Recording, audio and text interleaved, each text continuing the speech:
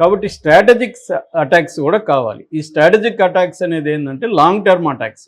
So ఇవి మనది ఒక స్టార్ట్ చేస్తే వచ్చేయడం అనేది ఇప్పుడు ఉండదు. స్టార్ట్ చేస్తే కంటిన్యూ అయ్యే అవకాశం ఉంది. ఎందుకంటే మనం స్టార్ట్ చేస్తే పాకిస్తాన్ కూడా రెడీగా ఉంది. పాకిస్తాన్ ఆల్రెడీ ఎయిర్ క్రాఫ్ట్స్ని బయటికి తీసింది. JF-17 థండర్ కానీ, J-16, S-16, F-16 కానీ ఇవన్నీ కూడా అక్కడ ఇచ్చేసింది. వాళ్ళన్నీ ఎయిర్ ఫోర్స్ ఆపరేషన్స్ కూడా ఫిజాయి, బదర్ అని, లల్కారి, మోనిక్ అని ఇలాంటి ఆపరేషన్స్ కూడా నిన్నంతా కూడా వాళ్ళు కూడా రెడీగా చేస్తున్నారు. వాళ్ళు కూడా సిద్ధమవుతున్నారు. ఇంకో పక్క LOC లైన్ ఆఫ్ కంట్రోల్, అది 700 కిలోమీటర్లు మనకి పాకిస్తాన్కి మధ్య బార్డర్ ఉంటుంది, మిలిటరీ బార్డర్ అది. ఆ లైన్ ఆఫ్ కంట్రోల్లో గత 5 రోజుల నుంచి పాకిస్తాన్ సైన్యం మన సైన్యం మీద కాల్పులు జరుపుతున్నారు. మన వాళ్ళు రిటాలియేట్ చేస్తున్నారు. సో అగ్రెసివ్గా కనిపిస్తున్నట్టుగా పాకిస్తాన్ నటిస్తుంది. నిజానికి పాకిస్తాన్కి ఇండియాకి పోలిస్తే ఇండియన్ బలాలు విపరీతంగా ఎక్కువ. మన బడ్జెట్ నిన్న కూడా చెప్పాను, దాదాపు 10 రెట్లు మన బడ్జెట్ ఎక్కువ. రెండవది 2019 నాటికి ఇవాల్టి నాటికి మన బడ్జెట్ 80% పెరిగింది, డిఫెన్స్ బడ్జెట్. అంటే ఆ స్థాయిలో మన ఎక్విప్మెంటు, మన ఎఫిషియన్సీ, మనకున్న ఫ్లైట్ ఇది కానీ, ఎయిర్ స్ట్రైక్ క్యాపబిలిటీస్ కానీ అన్ని రకాలుగా అది అడ్వాన్స్డ్ ఆర్మీ అని చెప్పుకోవచ్చు. నేను అది డీటెయిల్గా కూడా ఒక వీడియోలో చెప్పాను. సో ఈ క్రమంలో ఏంటంటే మన వాళ్ళు ఏ రకమైన అటాక్స్ చేసే అవకాశం ఉందంటే, ఒకటి టెర్రరిస్టులని చీఫ్స్.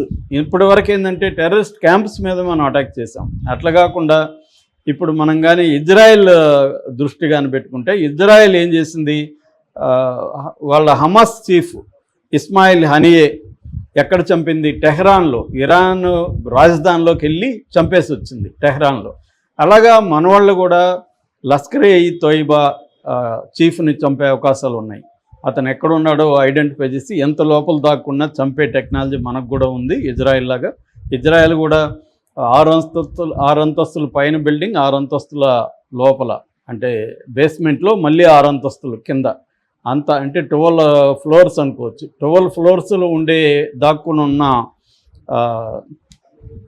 హజ్బుల్లా చీఫ్ హసన్ నస్రుల్లాని 12 ఫ్లోర్స్లోంచి కొట్టేసి రాగలిగింది, చంపేసి రాగలిగింది. అలాంటి టార్గెట్స్ చేసే అవకాశం ఈసారి ఉంది. అంటే మనం టెర్రరిస్టుల చీఫ్ని టార్గెట్ చేయొచ్చు. అట్లాగే మిలిటరీ హెడ్ క్వార్టర్స్ ఎక్కడైతే ఉన్నాయో మల్టిపుల్గా మిసైల్స్ను వేసే అవకాశం కూడా ఉంది. ఎందుకంటే ఇజ్రాయెల్ ఇరాన్ మీద కానీ, లెబనాన్ మీద కానీ టార్గెటెడ్గా మిసైల్స్ వేసింది ఒకేసారి, అనేక వందల మిసైల్స్. అట్లాగే ఇరాన్ కూడా ఇజ్రాయెల్ మీద ఒక 300 మిరాజ్ అంటారు వాటిని, మిరాజ్ చేసింది. అట్లాంటివి చేసే అవకాశాలు కూడా ఉన్నాయి. అది కానీ చేస్తే ఫుల్ బ్లోన్ వార్ వచ్చే అవకాశం కూడా ఉంది. సో మన వాళ్ళు ఓన్లీ టెర్రరిస్టులను మాత్రమే టార్గెట్ చేస్తారా? ఎందుకంటే మనకి ముంబై బ్లాస్ట్లు చేసింది ఎవరు? 2018లో 26/11 ఎవరు చేసింది? లష్కర్-e-తోయిబా. లష్కర్-e-తోయిబా నాయకులను ఎవరిని కూడా మనం ఇప్పటికి వెళ్ళి చంపలే. ఎంతసేపటికి మనం వాళ్ళ డీటెయిల్స్ పాకిస్తాన్ గవర్నమెంట్కి ఇస్తున్నాం, వాళ్ళు దాన్ని పట్టించుకోలేదు. డాసియర్స్ అంటారు, మన డాసియర్స్ వాళ్ళకి అందజేస్తున్నాం, వాళ్ళు దాన్ని పట్టించుకోవట్లేదు. కాబట్టి ఈసారి మనమే రంగంలో ఇది చేయడం. అట్లాగే దావుద్ ఇబ్రహీం 1993లో ముంబై బ్లాస్ట్ల ప్రధాన ప్లానర్ దావుద్ ఇబ్రహీం, అతను ఇప్పటికే అక్కడే ఉన్నాడు. మన వాళ్ళు ఇప్పటివరకు అతను పట్టుకోలేకపోతున్నారు. సో ఇలాంటి టార్గెట్స్ కొన్ని ఉన్నాయి. అలాంటి టార్గెట్స్ని అటాక్ చేసి టెర్రరిస్టుల నాయకులు ఎవరైతే ఉన్నారో, లీడర్స్ ఎవరైతే ఉన్నారో వాళ్ళని అటాక్ చేయడం. సో ఇది ఫస్ట్ ఇదిగా కనిపిస్తుంది ఈసారి. ఎందుకంటే ఆల్ అవుట్ వార్ అనేది మనం చేసే అవకాశం లేదు. మనం చేస్తే మనకి నెగిటివ్గా ఇంటర్నేషనల్ కమ్యూనిటీ కూడా ఇచ్చేస్తుంది. ఒకటి.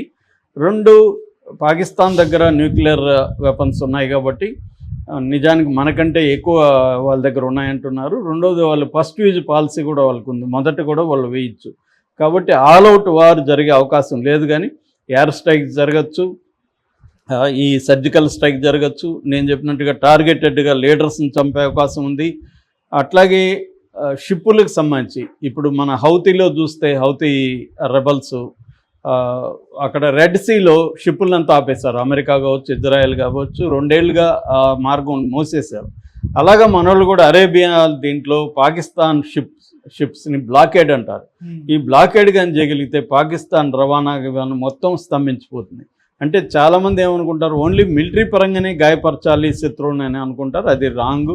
అనేక ఫ్రంట్లలో పాకిస్తాన్ని గాయపరిచే అవకాశం ఇండియాకు ఉంది. ఇప్పుడు అన్ని మార్గాలను ఇచ్చేస్తుంది. అట్లాగే కోవర్ట్ ఆపరేషన్స్, అక్కడున్న కొంతమంది మిలిటరీ అధికారులను కూడా చంపే అవకాశాలు ఉన్నాయి. ఎందుకంటే ఆల్రెడీ పాకిస్తాన్లో బలూచిస్తాన్ లిబరేషన్ ఆర్మీ ఒక పక్క పోరాటం చేస్తుంది. అట్లాగే టీటీపీ అంటారు, తెహ్రిక్ ఈ తాలిబాన్ పాకిస్తాన్ అని, అంటే తాలిబాన్కి పాకిస్తాన్, ఆఫ్ఘనిస్తాన్కి పాకిస్తాన్కి మధ్యలో ఒక బోర్డర్లో ఈ టీటీపీ ఉంది, ఆఫ్ఘనిస్తాన్కి సంబంధించిన అక్కడ రెబల్స్ అక్కడ ఉన్నారు. సో వాళ్ళ హెల్ప్ తీసుకొని, ఎందుకంటే వాళ్ళకు కూడా పాకిస్తాన్ ఆర్మీనే ప్రధాన శత్రువు. సో వాళ్ళతో మనం కుమ్మక్కయి టార్గెటెడ్గా మిలిటరీ లీడర్ని కూడా కోవర్ట్ ఆపరేషన్లో చంపే అవకాశం ఉంది. సో ఇలాగ అన్ని పాసిబిలిటీస్లో వార్ అయితే మొదలు అయ్యే అవకాశం ఉంది. ఎలా మొదలవుతుంది, ఎప్పుడు మొదలవుతుంది అనేది సస్పెన్స్లో ఉంది. ఎందుకంటే నిన్న మనకు కొన్ని సమావేశాలే బయటికి కనబడినాయి, ఇంకొన్ని సమావేశాలు బయటికి కనబడకుండా కూడా నిన్న అనేక సమావేశాలు జరిగినాయని చెప్తున్నారు. వీటిలో కొన్ని నిర్ణయాలు తీసుకున్నారు. రాగల 36 గంటల లేకపోతే ఇంకొన్ని రోజులు వెయిట్ చేస్తారా, ఏదేమైనా కానీ అతి తక్కువ టైంలోనే ఇండియా పాకిస్తాన్ మీద అటాక్ చేయబోతుంది, పాకిస్తాన్ రిటాలియేట్ చేయబోతుంది.